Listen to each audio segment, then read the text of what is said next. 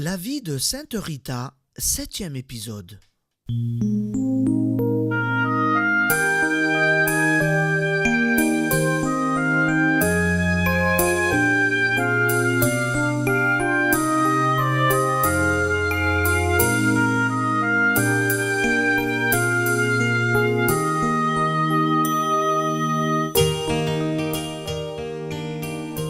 Née en 1381 dans les montagnes d'Ombrie, fille unique d'Antoine et Amata Lotti, Rita, tout enfant, est comblée de grâce.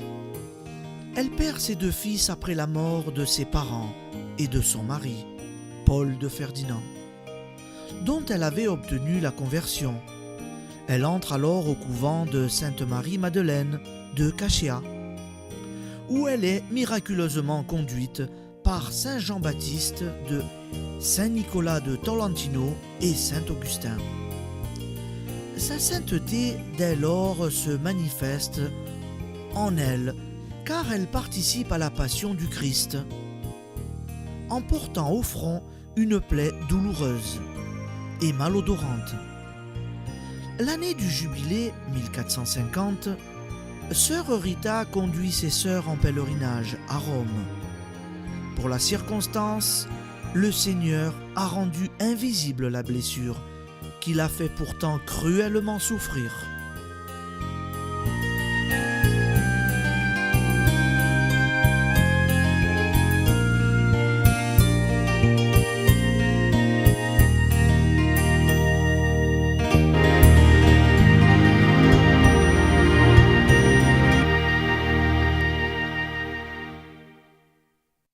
Tous les chemins mènent à Rome. À la tête de la petite délégation, la supérieure de Sainte-Marie-Madeleine a placé la plus âgée, la plus sage aussi de ses filles, sœur Rita. Affaiblie par la soixantaine passée et par de continuelles mortifications, celle-ci va souffrir sans doute plus que les autres au cours de ce pénible voyage. Mais personne n'en saura rien. À ces fatigues personnelles viendra s'ajouter encore le souci de veiller sur ses sœurs. Elle organise de son mieux la subsistance matérielle du petit groupe, mais elle ne serait pas Rita si elle exerçait cette responsabilité selon les normes humaines. Au départ, l'abbesse a donné à chacune une petite somme d'argent pour faire face aux besoins de la route. À peine les clochers de Cachéa ont-ils disparu de l'horizon que l'une des sœurs commence à se tourmenter. Aurons-nous assez pour aller jusqu'au bout? C'est loin, Rome. Que deviendrons-nous s'il nous arrive de manquer de victuailles? On passe à ce moment sur un pont du Corneau, le fleuve familier qui rappelle tant de souvenirs à Rita. Se retournant brusquement, celle qui fut l'épouse de Paul de Ferdinand fouille dans les profondeurs de ses poches monacales et, en extrayant les quelques pièces qui lui ont été remises personnellement, d'un geste négligent, elle les jette dans l'eau courante. Cris de surprise et d'indignation de la part de ses compagnes. « Oh, sœur Rita, que faites-vous là ?» Confiance à la Providence, répond sans se troubler celle qui deviendra la sainte des impossibles. Au fur et à mesure qu'elles avancent, les compagnes de Rita constatent qu'elle a eu raison de ne pas s'inquiéter du lendemain.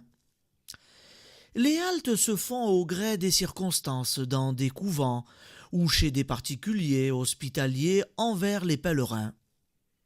Parfois, cependant, il faut dormir à la belle étoile, se nourrir de peu. Jamais, toutefois, elles ne manqueront du strict minimum indispensable. Quand leurs ressources s'épuisent, elles arrivent toujours à un secours inattendu, une offre d'hébergement.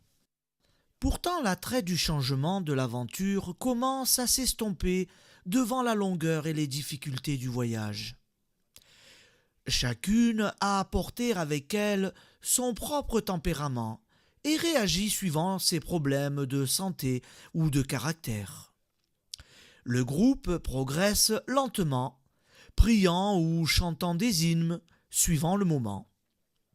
Mais, aux arrêts, il est permis de parler et les récriminations se font jour. L'une souffre des pieds, l'autre croit voir partout des bandits embusqués. Et l'on a recours à la protection, au conseil, à l'arbitrage de sœur Rita. Je n'ai plus la force de repartir, sœur Rita. Sœur Rita, entendez-vous ce hurlement dans le bois? Ou bien tel ou tel se plaint de ce qu'une de leurs compagnes l'a empêché de s'endormir la veille au soir, en récitant ses prières tout haut. Rita rassure, calme, offre son bras aux plus fatigués, encourage les craintives. D'autre part, à mesure que le temps passe, les jeunes religieuses auraient tendance à relâcher un peu la discipline habituelle, à bavarder inconsidérément avec leurs hôtes ou bien avec d'autres voyageurs. Rita les reprend doucement mais fermement. « Mes sœurs, nous devons nous conduire hors de la clôture comme à l'intérieur de la clôture. Faute de pouvoir nous retirer dans notre cellule ou dans notre chapelle, retirons-nous en nous-mêmes. N'adressons la parole à autrui qu'en cas de nécessité ou de charité, et offrons nos incommodités à notre Seigneur, qui a supporté bien pire. » Elle n'en finit pas cette route du pèlerinage. Si tous les chemins mènent à Rome, ceux de ce XVe siècle sont particulièrement tortueux, cahotteux, malaisés. Il faut gravir le flanc des monts, redescendre dans les vallées, passer les fleuves sur des ponts branlants, ou effectuer de longs détours pour trouver des gués. Le printemps, long à s'établir, fait alterner la pluie et le soleil. Puis, brusquement, la chaleur arrive, rendant la marche de plus en plus pénible. Enfin, par un beau soir de mai, tout animé de crissements de cigales et de vols d'hirondelles, Rita et ses sœurs arrivent sur l'une des collines dominant la ville éternelle. Spontanément, elles entonnent en chœur un chant d'action de grâce pour remercier le Seigneur de les avoir conduites à bon port.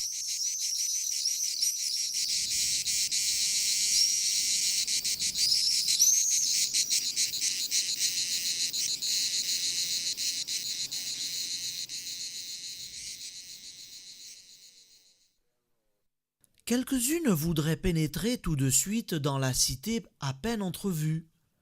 Elles ont hâte de commencer leur pèlerinage, maintenant qu'elles touchent au but. Rita, si elle était seule, s'élancerait immédiatement vers les sanctuaires, fût-ce sur les genoux. Mais consciente de ses responsabilités, elle tient à ce que ses compagnes se reposent, se restaurent, avant d'affronter la cohue et les fatigants exercices du jubilé. Sans peine, elle trouve un monastère ouvert aux pèlerins, où chacune se refera des forces en attendant le lendemain. Les religieuses de Cascia entrent dans Rome par la voie Flaminia.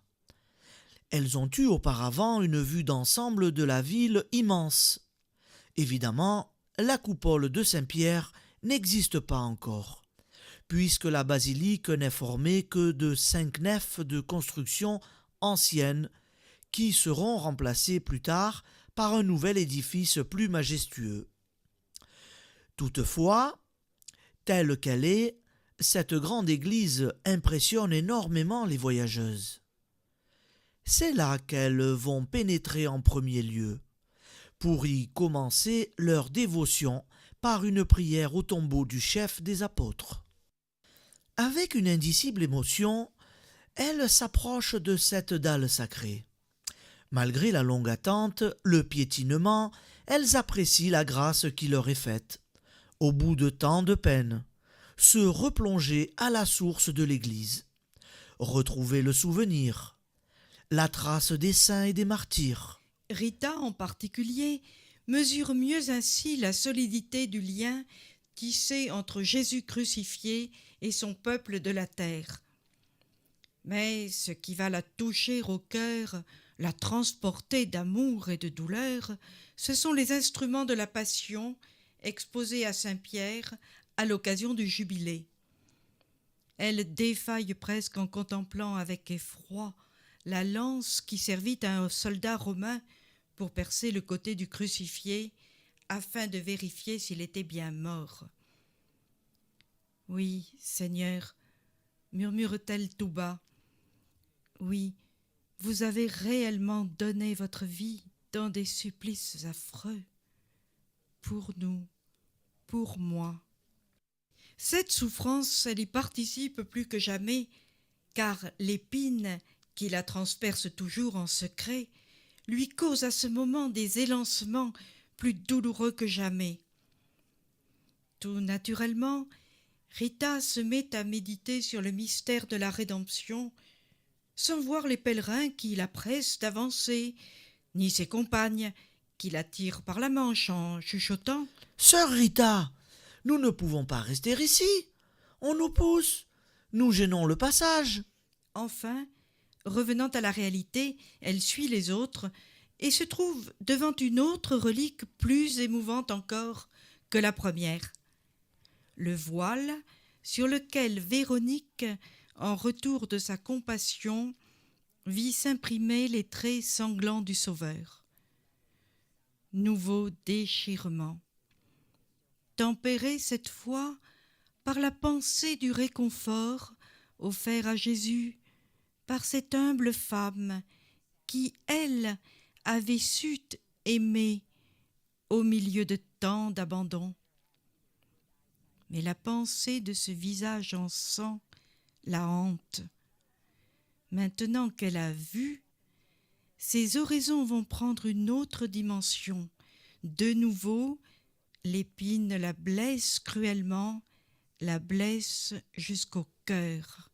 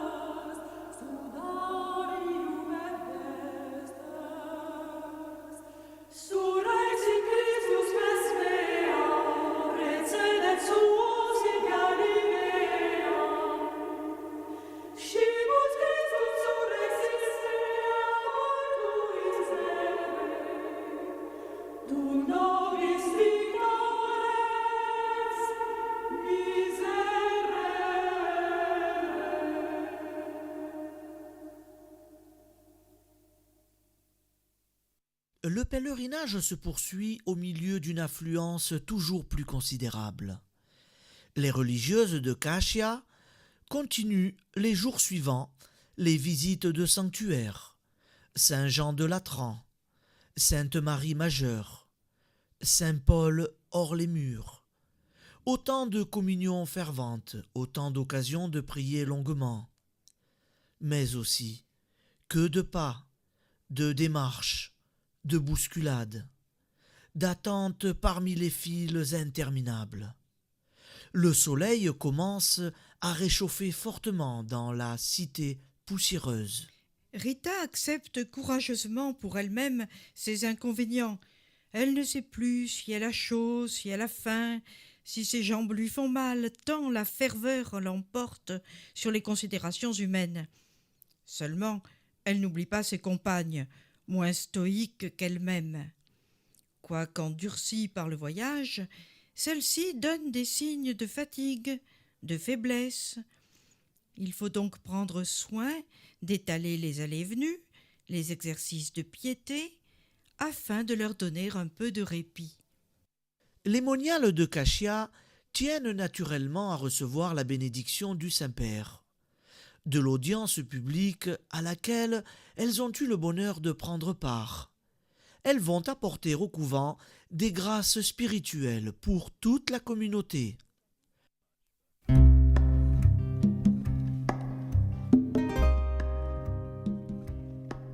La barque de Pierre menacée de naufrage,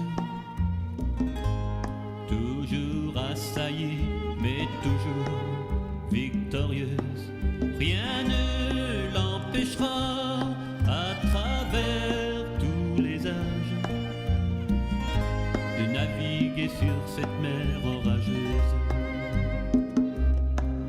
Très saint Père, pour nous, vous calmez nos frayeurs, vous nous rappelez les vraies valeurs, la foi, l'espérance et la charité. Ces vertus divines seules sont vérité.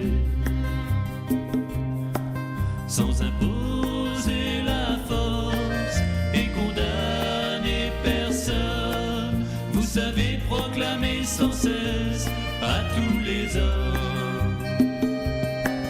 que Jésus-Christ est seul, lumière des nations, lumière qui les guide à la conversion. D'où Christ de la terre et pape de Marie,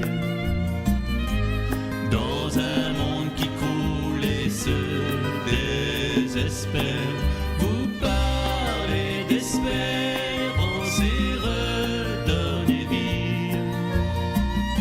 Votre voix traverse même les déserts. Successeur de Pierre, apôtre infatigable, comme un laboureur vous nous prenez. Nous vous aimons, doux Christ de la terre.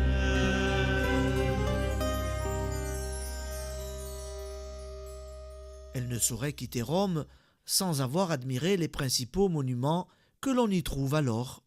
Dans les catacombes, on respire le même air que tant de fidèles de jadis, obligés de se cacher pour célébrer le culte du vrai Dieu.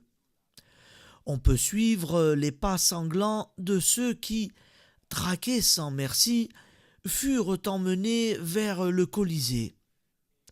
Oh, cette arène tragique qui vit périr au milieu des supplices hommes, femmes, enfants, coupables seulement d'avoir aimé Jésus.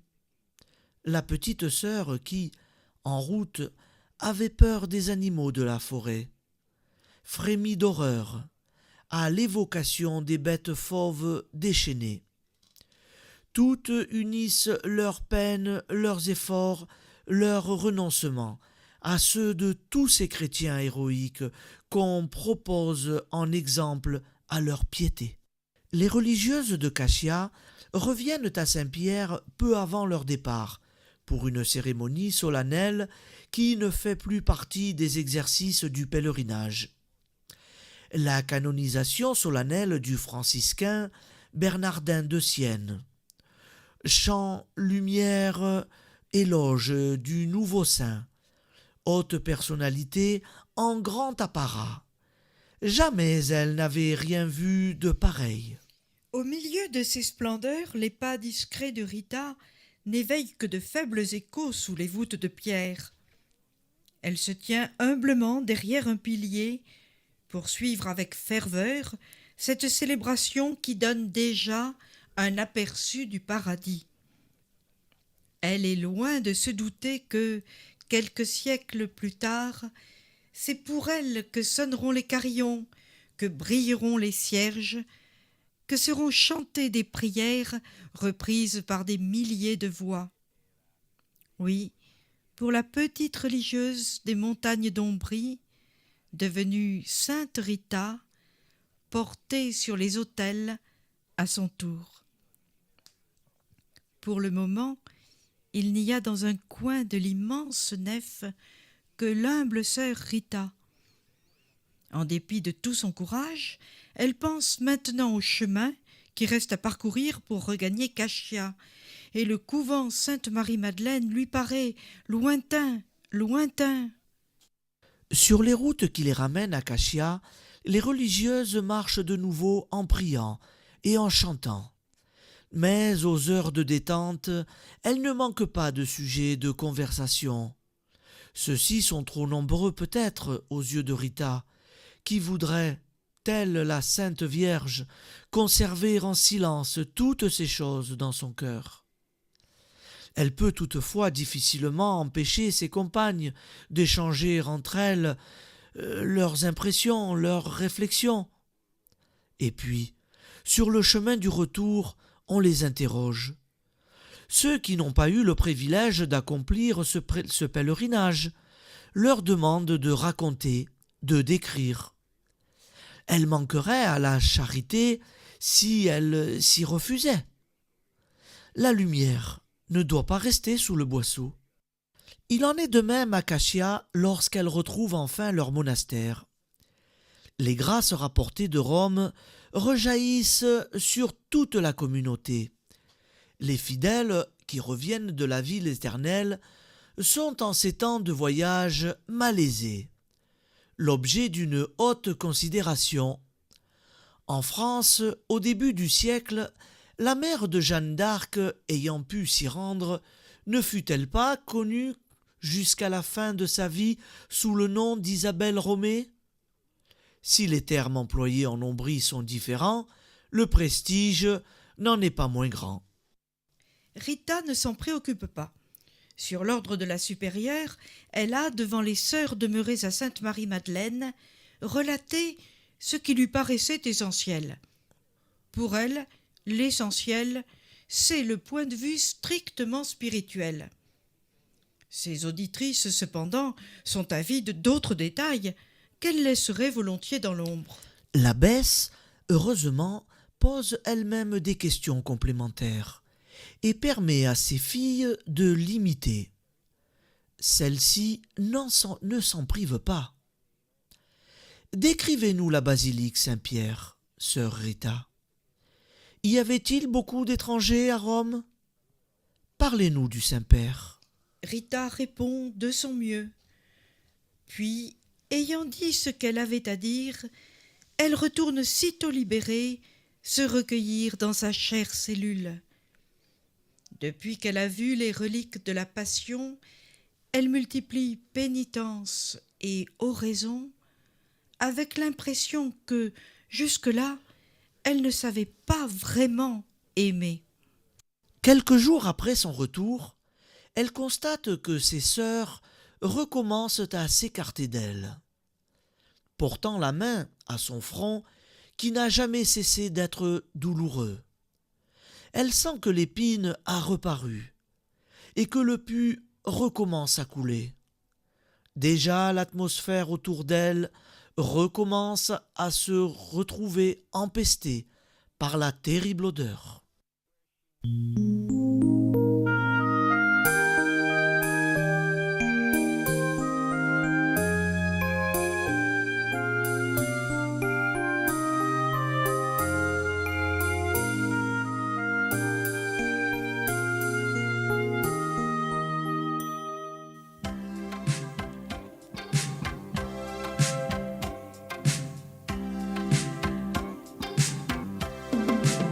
Sainte Rita, épouse souveraine, toi qui connais le malheur et la peine, de tout là-haut, bien loin du fond des cieux, je t'en supplie, pose sur nous tes yeux.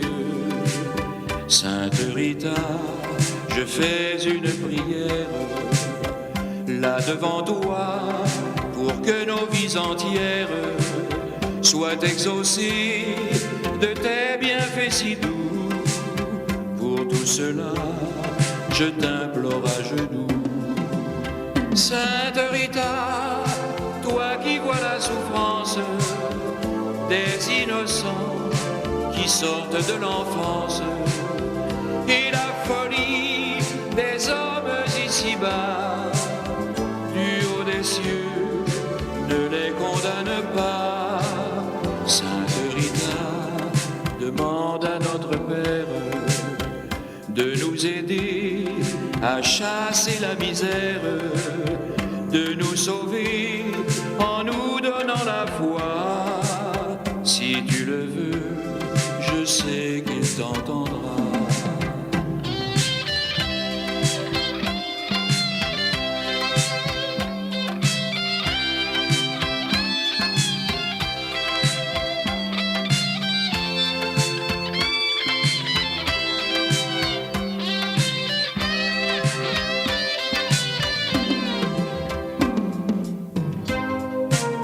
Sainte Rita, toi dont le sacrifice, le désespoir, mit le cœur au supplice, sans nul regret de perdre tout de toi, tes chers petits dont tu guidais les pas. Sainte Rita, madone d'espérance, en te voyant, Jésus dans sa clémence, du haut du ciel, t'a prise par la main, et de ta vie, il refit le chemin. Sainte Rita, il fit de tes nuits noires un paradis, une si belle histoire, des jours si beaux que le monde en pleura, et dans sa gloire, il se pencha vers toi, en te confiant sa couronne d'épines, que tu serras tout contre ta poitrine, dans un grand ciel illuminé de joie. Jésus alors t'a prise dans ses bras. Sainte Rita, épouse souveraine, toi qui connais le malheur et la peine, de tout là-haut, bien loin du fond des cieux, fais que demain les hommes soient plus heureux. Plus heureux.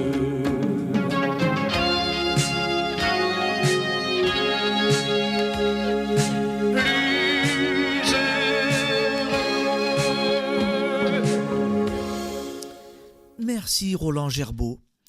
Amis auditeurs, je vous rappelle que si vous souhaitez vous procurer cette très belle chanson, elle se trouve à l'église de l'Annonciation, à Sainte Rita, dans le Vieux-Nice.